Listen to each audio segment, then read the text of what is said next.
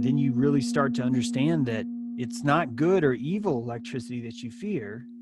It's apathy. That truly is the darkest force that could, if anything, that's the only enemy that there truly is apathy, because that starts the evacuation, that starts the process of abandonment, that creates Babylon. It's the babbling of that loneliness, that evacuation, that lack of trust in yourself. And that's lead, not gold. That's rust, not steel. And we have to be here to refine ourselves. I can't think of a cosmology here that any of us could have that doesn't involve some sort of alchemy in it, spiritual alchemy taking place. And so that alchemy would have to feel a certain way. It would have to have an electricity to it. It would have to have a heat, a friction, and a pain to it. That process of turning lead to gold. And so every opportunity that we embrace the vitriol is every opportunity that we're witnessing the lead to gold, which is very similar to healing ourselves. Are you going to cover that wound up, or are you going to look right at it? This window right here that I cut into the house.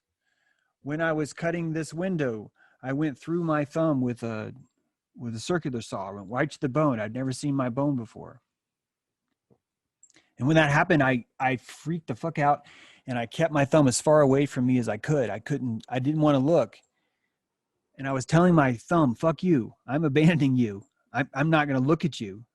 Your pain is so bad that I'm not even going to look at you. And that is abandonment. That is so cruel. I was so mean to my thumb, and it hurt so much. I was so afraid. I was so terrified. And so I got to experience in real time what it was like to have empathy for my own thumb. I was able to somehow magically to stop and go, oh my God, I wonder what this feels like to be my thumb. That a piece of steel just ripped through its fucking life and tried to sever it completely. And the first thing that its captain did was run the fucking way, like turn its back and go, fuck you, thumb. And I had to come back for it. And I leave no man behind, man. And that was a prana exercise. It was like, I have to give it this witness. And man, I can't even tell you which thumb it was. I'm not kidding. There's no scar. I can't even remember which freaking thumb. I'm a lefty, so it was probably this thumb. And I say probably, which kind of shows you that's pretty awesome. And I think that has to do with, because within 2 minutes, I realized what I was doing. And I started giving my thumb just so much love and respect and care and witness. Was telling it how long we've been together, how much we've been through, and how I'm sorry that I abandoned it. That had to be scary for it. And it's all good, buddy. We're going to get through this and everything's going to be okay. And I realize that sounds hilarious, but think about what that feels like to be your thumb. To be the cells in your thumb trying to heal, and they're listening to their captain stop the whole fucking ship and not cover it up with a bandage. Because what is a bandage? It's hiding that fear from everyone else. It's severing everyone else.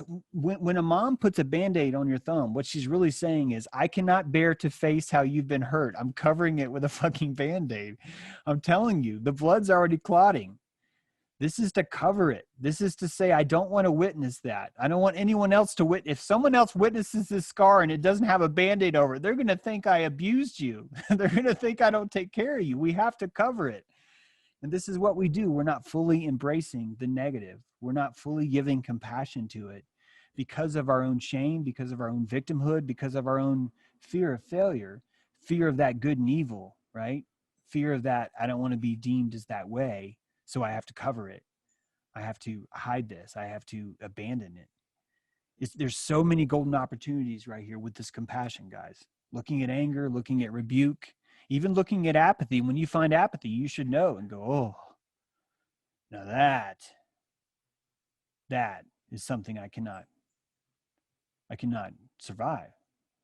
Apathy means it's over. It's a lack of electricity, right? All right, has anybody got anything?